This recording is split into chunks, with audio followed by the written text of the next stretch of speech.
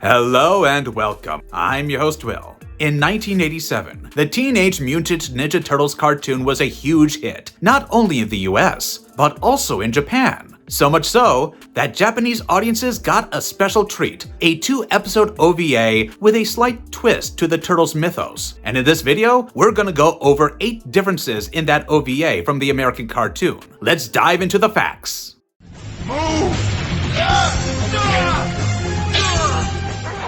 For the vast majority of TMNT fans, the Teenage Mutant Ninja Turtles are exactly what you would expect. 4 mutated brothers raised by Master Splinter in the New York City sewers, fighting Shredder and Krang, surviving on pizza, and exclaiming "Cowabunga" between spectacular fight sequences. The original Teenage Mutant Ninja Turtles remains one of the most recognizable cartoons of the 80s and 90s. Yet, while American viewers received that version of TMNT, Japan also received something completely different. In 1996, an official 2-episode TMNT anime OVA was produced under the Japanese title Mutant Turtles, Chōjin Densetsu-hen. Its title has been translated literally as Mutant Turtles, Superman Legend, while Legend of the Supermutants is often used as a clearer English rendering. This wasn't a reboot, and it's not a fan-made project. It was an officially licensed Japanese continuation built around characters and continuity from the 87 cartoon's Japanese dub. However, it also introduced transformations,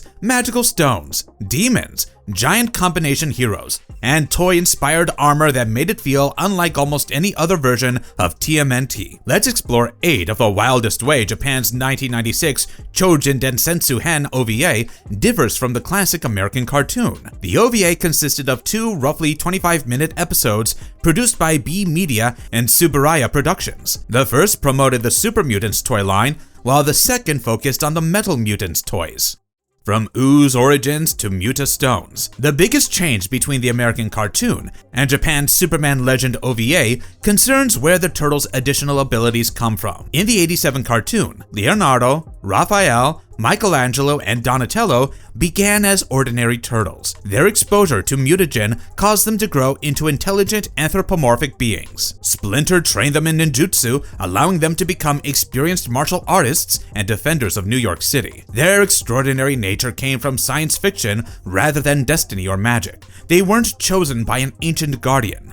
They didn't receive sacred weapons, and they didn't normally unlock mystical battle forms. Their abilities resulted from mutagen, years of discipline, teamwork, and extensive training in ninjutsu. That science fiction foundation remained important even when the cartoon introduced Dimension X, alien species, giant robots, advanced weapons, and bizarre mutated creatures. The Turtles were mutants first and superheroes second. The Japanese OVA adds an entirely new mystical layer. In the first episode, the Turtles travel to a temple belonging to the lost Muta Kingdom. There they free Chrismu, a spirit of light imprisoned within the Muta Stone. In gratitude, Chrismu grants them access to the Mutastones and the ability to perform supermutation. These stones do not replace the original mutagen origin. The OVA still treats the heroes as the same mutated turtles from the 87 cartoon's continuity. Instead, the stones give them a new set of power on top of their existing mutation and martial arts skills. By using the Mutastones, the brothers transform into armored super turtles for approximately 3 minutes. That addition changes the feel of TMNT considerably. The original cartoon builds its heroes around science fiction, ninjutsu, and mutation. The OVA places magical artifacts, a guardian spirit, chosen champions, and fantasy transformations on top of that foundation. It is less a replacement origin and more an anime-style supernatural upgrade.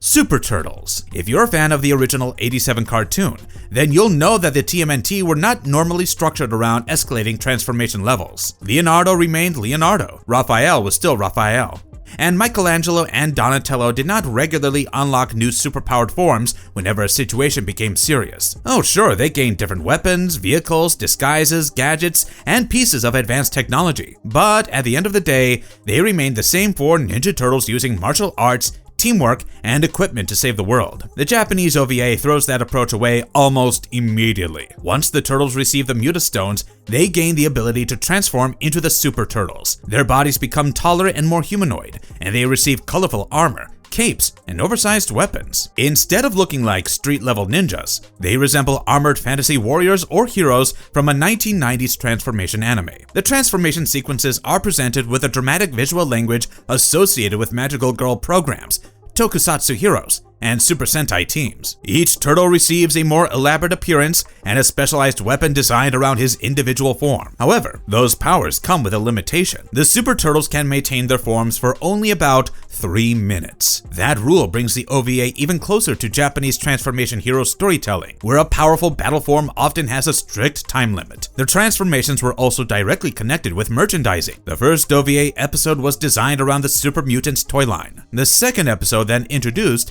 another set of transformations called the Metal Mutants. In that story, the Turtles travel to Japan and gain armor connected with 4 guardian beasts. Leonardo is linked with the dragon, Raphael with the phoenix, Donatello with the tiger, and Michelangelo with the turtle. That one feels a little redundant. So the OVA does not stop after giving them one new transformation. It introduces an entirely separate second set of toy-based armor forms in the following episode. Splinter himself also becomes more physically involved than he usually was in the American cartoon. The Japanese Super Mutants merchandise included an enlarged Super Mutant version of him, and the OVA presents its mentor characters within the same exaggerated transformation-heavy world. That is one of the clearest distinctions between the two adaptations.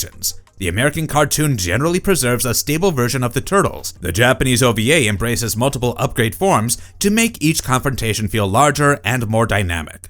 Shredder versus Devil Shredder. Obviously, if the heroes receive anime-level power-ups, the villains need upgrades of their own. In the original '87 cartoon, Shredder was both a genuine threat and a source of comedy. He developed dangerous plans, commanded the foot soldiers, and repeatedly came close to defeating the Turtles. But he also argued constantly with Krang, lost control of his schemes, and found himself humiliated at the end of countless episodes. He was the perfect Saturday morning villain.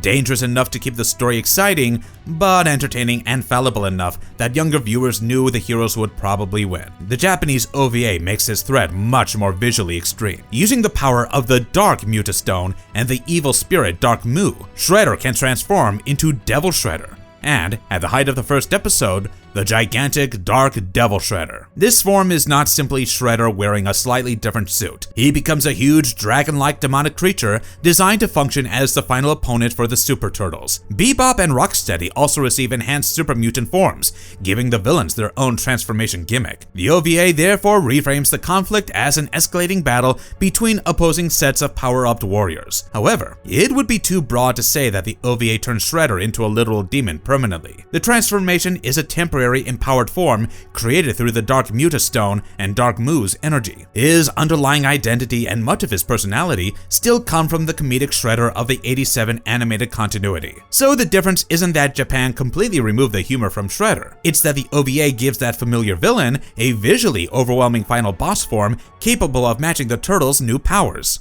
Turtle Saint, the giant combined hero. The '87 cartoon always established that the 4 Ninja Turtles were most effective when they worked together. Leonardo called the shots, Raphael charged into danger, Donatello provided the technology, and Michelangelo usually brought humor and improvisation. Their teamwork made the group powerful, but they remained 4 separate heroes. Additional strength normally came from strategy, vehicles such as the Turtle Van and Turtle Blimp, or one of Donatello's inventions. The Japanese OVA asks a completely different question. What if the 4 turtles could literally become one hero? Near the climax of the first episode, the 4 Super Turtles combine their bodies and powers through Saint Mutation. The result is Turtle Saint, a single gigantic armored warrior representing all 4 brothers. They are not merely standing side by side or coordinating one attack. They physically merge into one larger being capable of performing the Mega Final Saint break against Dark Devil Shredder. The fusion is the dramatic peak of the first OVA episode. This type of combination has a long history in Japanese entertainment. Super robots combined into larger machines. Transformation teams merge their weapons or energy. Sentai heroes unite their powers powers for a finishing move against a giant opponent. Turtle Saint applies that familiar structure to TMNT. There's no direct equivalent in the original '87 cartoon. The American series repeatedly emphasized cooperation, but the brothers won by combining their skills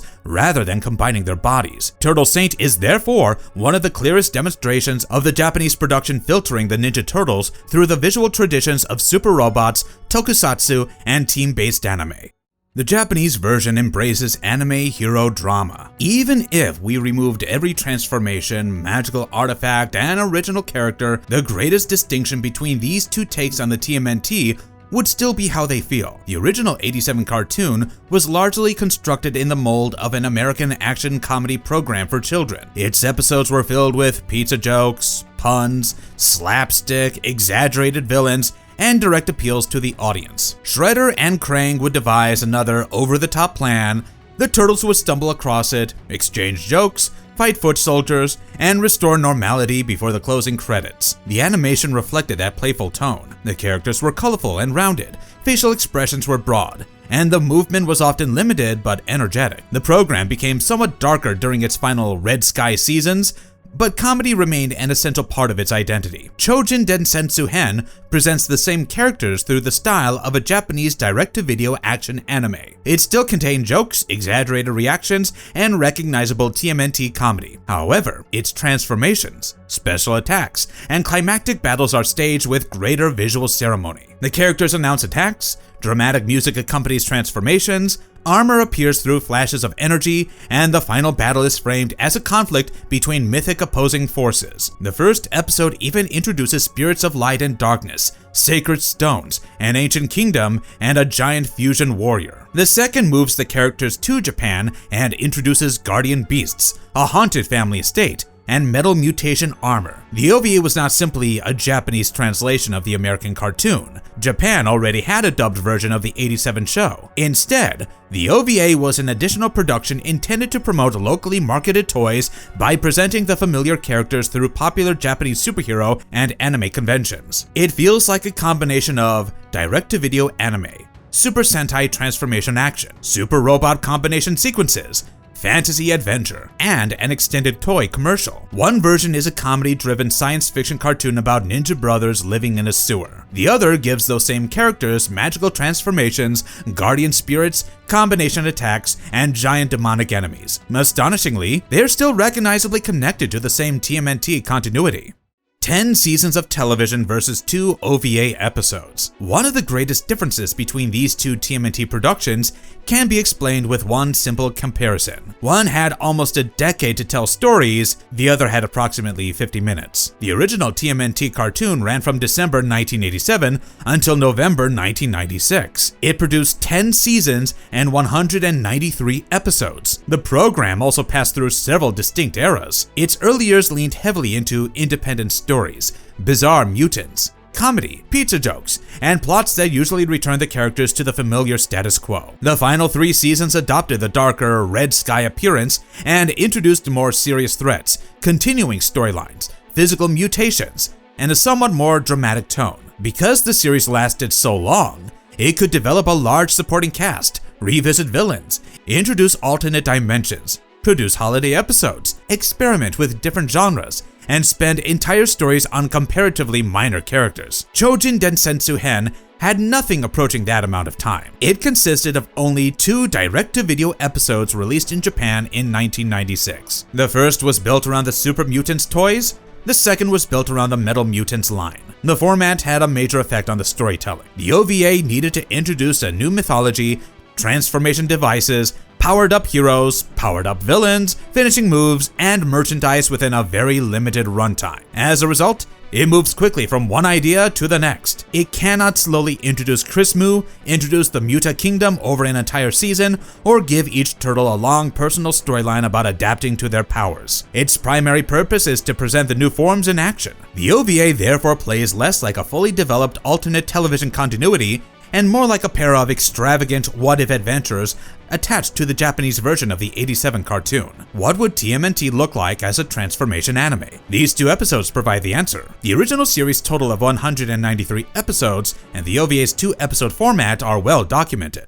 Splinter and April, supporting players versus active participants. The original cartoon may focus on the Turtles, but none of their adventures could be possible without Splinter and April. April O'Neil acts as a bridge between the Turtles' hidden sewer life and the outside world. As a Channel 6 reporter, she often discovers Shredder's newest plan, follows suspicious activity, uncovers information, or becomes trapped in a dangerous situation. She's brave and resourceful, but she's not normally presented as a superpowered fighter. Splinter fills a different role. He is the Turtles' adoptive father, teacher, and moral guide. He's an accomplished martial artist capable of defeating opponents when necessary, but he generally allows his students to handle missions. His most important role is teaching them discipline, strategy, responsibility, and ninjutsu. The Japanese OVA places both characters inside a more transformation-heavy adventure, but the original script exaggerates how much their roles change. April does not receive a Mutastone or transform into an armored superhero. She remains a supporting ally, although the OVA places her directly inside the supernatural events involving Chrismu,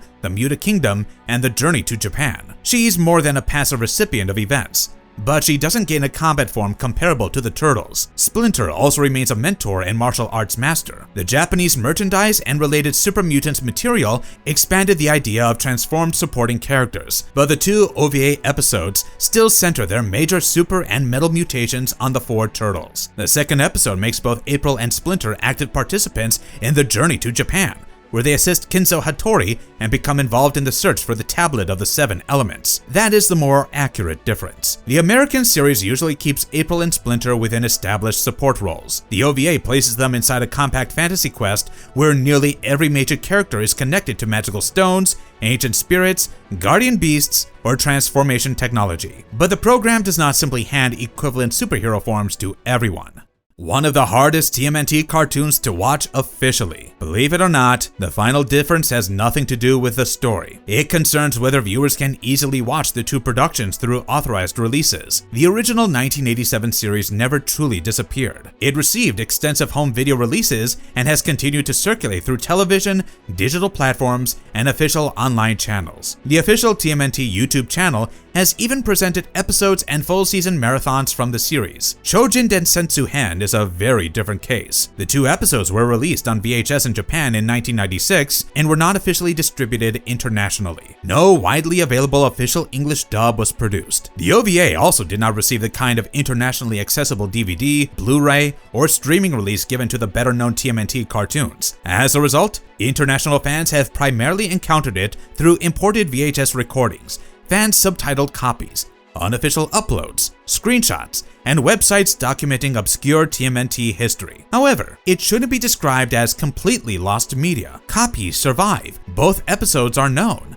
Their stories and credits are documented, and fan subtitles have circulated for years. The problem is official availability, not total loss. It is also safer not to call the official OVA part of one single binding TMNT canon. The franchise contains numerous separate continuities. Chōjin Densetsu-hen is an official licensed production connected most directly with the Japanese presentation of the '87 cartoon and its released toy lines. It is real TMNT media, but that doesn't make its magical stones and Turtle-say transformation canonical to every other version of the franchise. That scarcity is still part of what makes the OVA so fascinating today. It feels like an unusual piece of TMNT history that slipped through the cracks of one of the world's largest entertainment franchises. The logo, characters, weapons, personalities, and familiar rivalry with Shredder are all present, but they're mixed with mutastones, magical spirits, golden armor, guardian beasts, devil Shredder, and a combined giant turtle warrior. Neither production is more or less official than the other within its own licensed context. They were simply created for different formats, markets, and commercial purposes. The American cartoon stretched TMNT across nearly a decade of episodic science fiction comedy. The Japanese OVA condensed the franchise into two transformation-heavy anime adventures designed around Supermutants and Metal Mutants merchandise. That is what makes Mutant Turtles Chōjin Densetsu-hen so fascinating. It's not simply another strange TMNT spin-off. It's an example of what can happen when a popular property is transplanted into another country's entertainment traditions and rebuilt around a completely different set of genre conventions. It doesn't replace the Turtles audiences already know and love. It exists alongside them as one of the franchise's strangest official alternate interpretations. For some people, TMNT will always mean pizza, sewers, the Technodrome, and fighting foot soldiers in New York City. For this Japanese production, it also means battling Devil Shredder with magical stones, giant golden armor, guardian beasts, and a 4-turtle combination attack. So, after seeing an idea as bizarre and tempting as this, would you bring the Super Turtles into the modern era? Or would you create a new Teenage Mutant Ninja Turtles anime that fully embraces every wild concept the franchise has introduced? Vote in the comments down below, and thanks for watching!